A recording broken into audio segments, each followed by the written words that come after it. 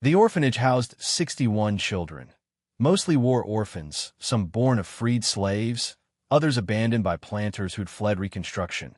Within months, the matron began reporting strange phenomena: toys moving on their own, hymn books rewritten overnight, and the number 47 etched repeatedly into walls, doors, and even children's skin, faint and painless, as if kissed by heat. The matron wrote in her diary that the children refused to sleep above the old parlor. They said the man under the floor watched them at night. When asked who he was, they only said, "The one who pays." On the morning of March 12, 1885, every clock in the orphanage stopped at the same time. For 47 and the matron entered the nursery and found all 61 children standing in perfect rows, eyes closed, humming a tune that no one recognized. She tried to wake them. None responded. Each child clutched a black coin, warm to the touch, stamped with the initials JC. By sunrise, the children were gone. Every bed empty, every door locked from the inside. Only the coins remained, and a single line written in chalk across the walls of the dining hall: "The debt has chosen its heirs." The foundling home was shuttered within weeks. The church called it an incident of mass hysteria. But the records were sealed by federal order, and when they reopened 30 years later, one file was missing: the ledger of the orphans. In 1911, Dr. Hiram Poe, a historian from Atlanta University, traveled to the abandoned Chamberlain estate to correct the myths of Negro superstition. He was a rational man, educated, meticulous. He believed history was not haunted, only misremembered, but the ledger didn't believe in him. Dr. Poe found the original Chamberlain ledger in a locked chest beneath the orphanage chapel. The book should have crumbled, its pages damp and blackened, but it was perfectly preserved, as though the air around it refused to age, the ink still wet, the final entry still waiting. In 1871, the Chamberlain estate was purchased by the First Missionary Baptist Assembly, a northern church claiming to cleanse the land and restore it for divine purpose. They bought it cheap. The papers essay neglected acreage. The locals said cursed soil. Reverend Abner Locke led the sanctification. A former abolitionist, devout and stern, he believed no place was beyond redemption. Even demons, he wrote in his journal, fear Scripture sung with conviction. But within weeks, his choir couldn't sing. Their throats seized during hymns, voices choking mid-verse as though swallowed by invisible hands. The Reverend's wife began waking in the night, convinced someone was praying beneath the floor. Not to God but for gold. The church sealed off the parlor, the very room where Josiah's ledger had been found. They renamed it the Sanctum of Restoration and placed a massive iron cross over the entry. Yet every morning, that cross was found turned upside down. No one saw who did it. No locks were broken. And on the seventh day, the Reverend found something waiting on the altar. A stack of coins, tarnished black, still warm to the touch. He opened his Bible to Psalm 47, the only page glued shut by dried blood. That night, the congregation fled. The church left the property abandoned, but before he vanished, Reverend Locke carved one final note into the wall: "Do not pray here. The debt answers first." The government repossessed the land in 1872, but no buyers came. The soil wouldn't grow. The air stank of rust, and the floorboards still whispered Scripture. Backward, in 1884, the St. Althea foundling home took root where the church had failed, on the same cursed ground once called Chamberlain Plantation. The bishop in Savannah said the land deserved redemption through innocence. But innocence can't redeem what it doesn't understand. The priest fled into the storm. When he looked back, the house glowed faintly from within, as though lit by molten gold. The next morning, there was no fire, no smoke, only silence. Josiah was gone, but the ledger remained, open, dry, waiting on the last page. One new name appeared overnight: Josiah Chamberlain, paid in full. When the war ended, the Chamberlain estate was one of the first properties seized by Union forces. The plantation had been untouched by battle, yet the place felt wounded. Trees split down the middle without lightning. Windows blackened from the inside out, and birds. Not a single one. The freedmen who entered the manor came searching for inheritance or justice, or at least a trace of Josiah, the man who'd broken the chains and built an empire. But what they found instead was an auction point one still running, without auctioneer or crowd, just row upon row of paper slips nailed to the walls, each with a name, a date, and the word sold. The men tore down the slips, but for every name they burned, another appeared, written in soot on the inside of the windows, names they recognized. Their own. Beneath the house, they found Josiah's vault, a narrow tunnel carved into the earth, lined with rotted boxes. Each box contained coins, documents, and something else, small black stones, smooth as bone. Point one of the freedmen, Isaiah Reddick, kept one as proof that he said when he touched it at night, he could hear faint voices counting. Isaiah sold the stone in New Orleans to a collector who specialized in unclaimed histories. Within a year, every man who'd entered that vault was dead fever, drowning, or worse. Their families swore the last thing each man said before dying was the same: paid in full. The Chamberlain estate was sealed by federal order in 1866. The auction house never reopened. But every few decades, someone breaks the lock, and each time, new names are added to the wall, always written in the same ink, always ending at number 47. That night, the lamp in the upper window flickered. Neighbors said they saw two silhouettes now, a man standing, and beside him, something smaller, swaying, head tilted. When the sheriff entered the home at dawn, he found no one alive. But beneath the floorboards of the parlor lay two sets of footprints burned into the wood, one large, one bare and delicate. The widow had returned, not as a ghost, but as the voice of the dead itself. From that night on, no one dared speak Josiah's name aloud, because those who did claim to hear tapping under their own floors counting, always counting, toward 40-7 BY 1859, Josiah's wealth had become legend, untaxed, untraceable, and utterly unholy. The plantations around him fell into ruin, but his fortune multiplied. And yet, no one could say what he sold, or to whom, because money wasn't what Josiah traded in anymore. The final ledger, discovered in the ruins decades later, listed no cotton, no sugar, no property, only names, hundreds of them, next to each, a single date, and the same note scrawled in red ink, paid. These weren't business transactions. They were souls, the dead, the missing, the forgotten, all meticulously cataloged by a man who believed numbers could redeem sin. But Josiah had misunderstood the arithmetic of the damned. When you buy what isn't yours to own, the debt collects you. One night in June, a traveling priest passed by the Chamberlain property. He later swore he saw a fire burning through every window, but the house didn't burn down. The priest knocked at the door. Josiah answered, covered in soot, holding the ledger in one hand and a sack of gold in the other. "It's finished," he said. "I bought them all." The priest begged him to repent, but Josiah only smiled. Balance restored, he whispered. Then he turned the ledger upside down, and the ink, all that red ink, began to run. Down the pages, onto the floor, into the cracks of the wood, where the whispering began again. That the air in the hall shimmered, as if heated, though the day outside was cold. That behind Josiah hung a tapestry, woven not with thread but hair, human hair. Josiah led them downstairs, to the vault beneath the house. He showed them stacks of gold coins sealed in wax, marked with his initials. He showed them promissory notes, mortgages, bonds, all stamped paid in full. Then he showed them the walls, and the men understood too late that the vault wasn't built of stone, but of ledger paper, layered and hardened by blood. When they fled the house, the treasurer's agent screamed that the gold had eyes. The lawyer lost his voice entirely.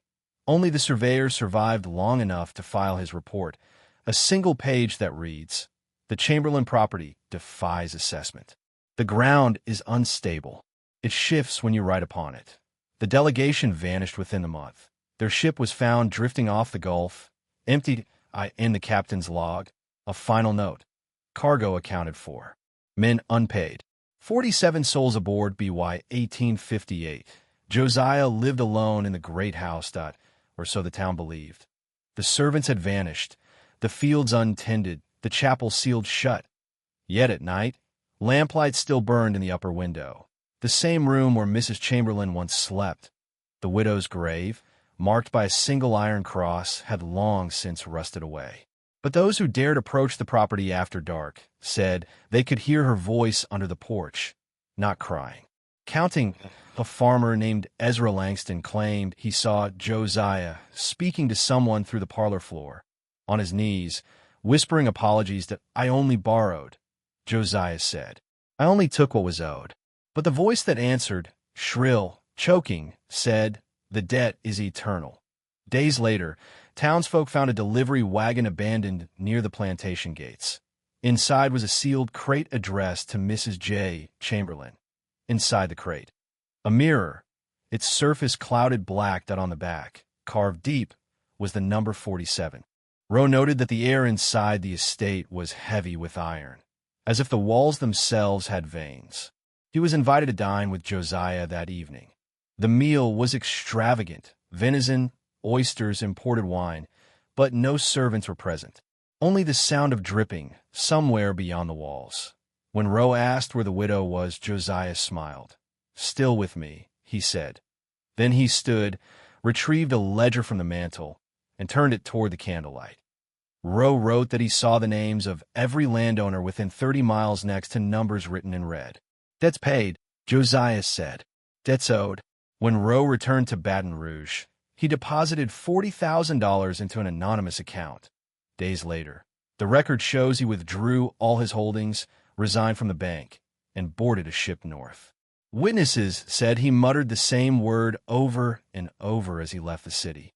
Balanced to be by the end of 1856, every loan in St. Helena Parish had been settled, every mortgage cleared, but no one could explain how.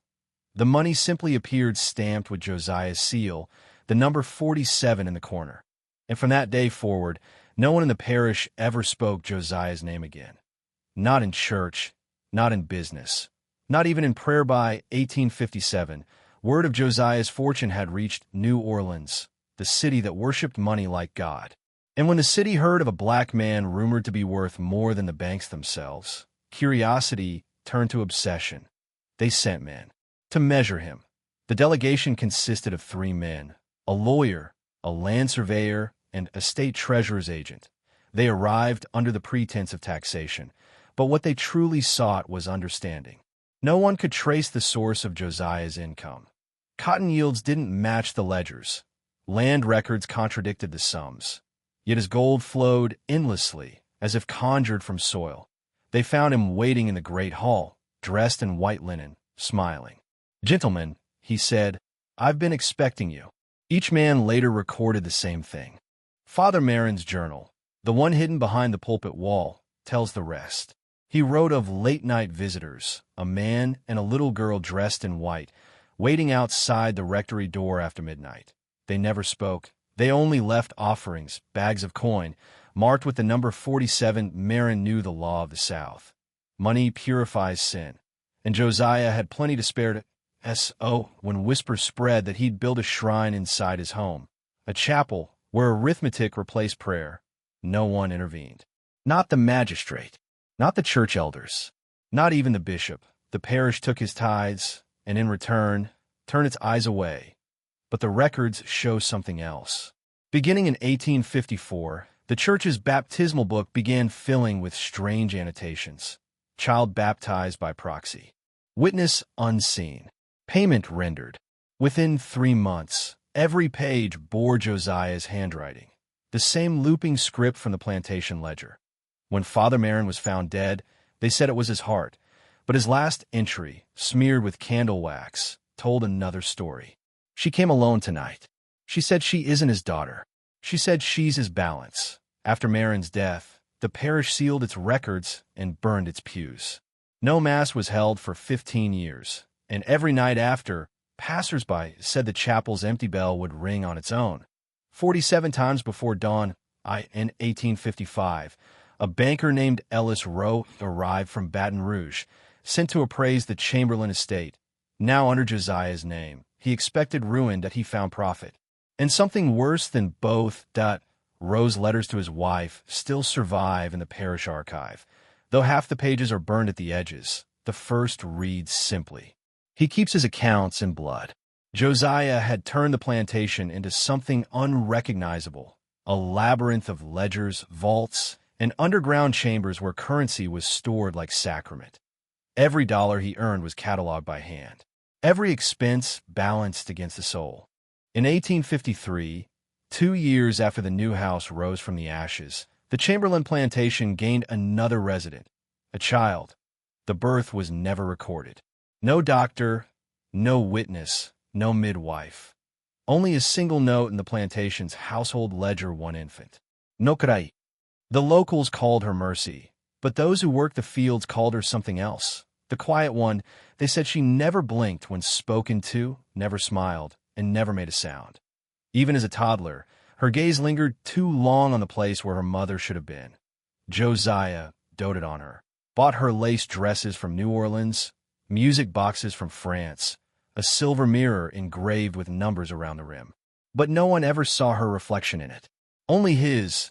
The field hands claimed Josiah would bring the child into the great hall every night before midnight. There, he would open a thick, leather-bound book, the same ledger he once used to manage the plantation's accounts, and read to her. But he wasn't reading words. He was reading numbers: 6, 12, 100,000. And when he finished, she would tilt her head and reach toward him with both hands, palms upward, as if weighing something invisible between them. One morning, the maid found the nursery door locked from the outside. When Josiah opened it, the cradle was empty. The window was still sealed, and on the floor, drawn in cold dust, were 2 perfect circles overlapping like a Venn diagram. Between them, the number 47. Josiah didn't call the sheriff, didn't send for a search party. He simply closed the ledger, carried it to the fireplace, and burned it page by page. But the next day, the same book reappeared on his desk, ash still clinging to its corners. In the winter of 1854, the parish pastor stopped preaching about heaven. His sermons became short, nervous, filled with pauses that weren't in his notes. When asked why, he said, "Only there's something in my congregation that doesn't blend open to a fresh entry." Mercy Chamberlain accounted for. They say a house dies when its master dies. But the Chamberlain plantation didn't die, it molted. The rot peeled away. The walls repaired themselves. The fields began to bear cotton again. If something beneath the soil had been waiting for a new name to whisper its hunger to. In 1851, a year after the marriage, Josiah ordered the plantation rebuilt from its foundations. He imported black cypress from the swamps, paid freedmen double wages, and demanded silence from every man who crossed the threshold. And no hymns, no prayers, no laughter. "This house," he said, "is not for the living." Every beam was inscribed, not with scripture, but arithmetic, columns marked with ratios, thresholds carved with sums, and a ledger turned to architecture. A temple to debt. Workers began disappearing. One fell into the well. His body surfaced 3 days later, face pale, mouth packed with coins. Another ran into the swamp screaming about the figures moving in the walls. Josiah didn't stop the work. He only paid the widows in gold dust, weighed precisely to the ounce. When the rebuilding was done, Josiah threw a grand supper for the town's gentry. Every guest who attended later reported the same thing, that the chandeliers never swayed, even when the wind howled, that the portrait's eyes followed them down the hall, and that Mrs. Chamberlain's seat at the head of the table was empty. Some swore she was upstairs. Others whispered she was buried beneath the house itself, but no one could prove it, and no one dared ask Josiah where he slept that night. Josiah was a free man. Within 12, he was her husband. The widow signed over all her property, and when she did, Josiah ordered the old slave quarters burned to ash. He said it was to erase the past, but fire doesn't erase. It remembers, and every brick that didn't turn to dust carried something out of that night. Freedom is a number.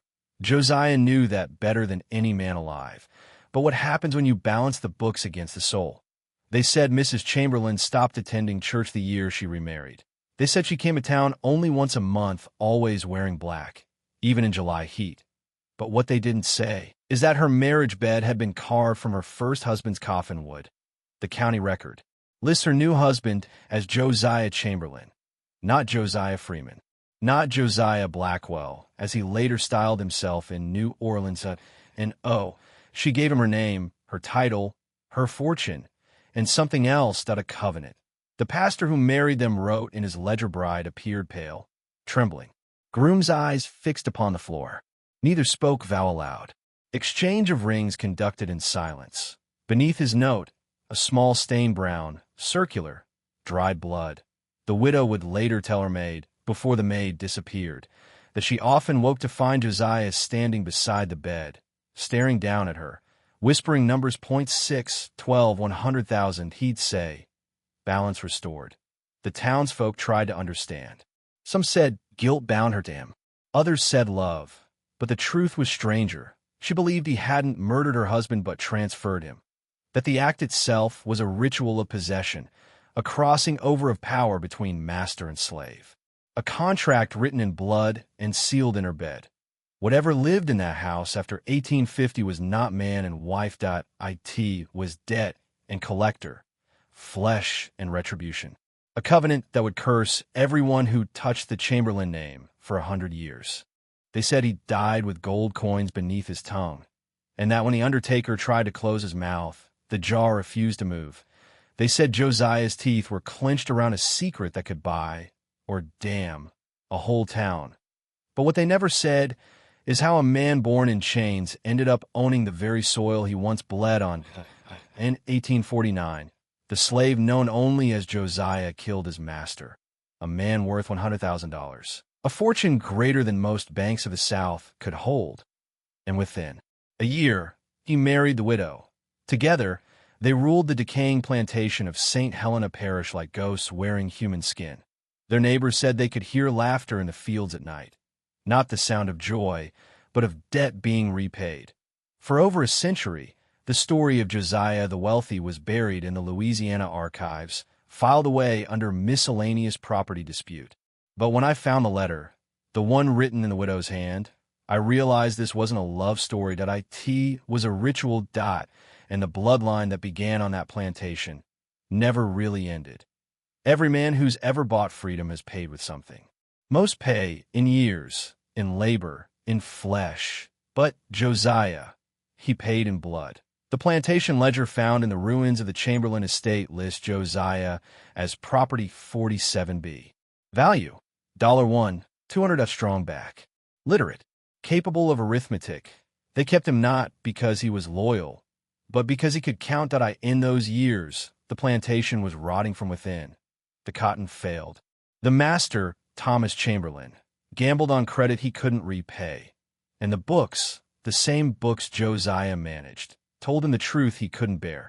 His slaves were worth more than his land. One night, sometime after the fall harvest of 1849, Chamberlain vanished. His wife reported him taken by fever. But the coroner's record, sealed until 1912, lists another cause: puncture wounds to the abdomen consistent with a pitchfork. No trial was ever held, in suspect ever named, within 6 months.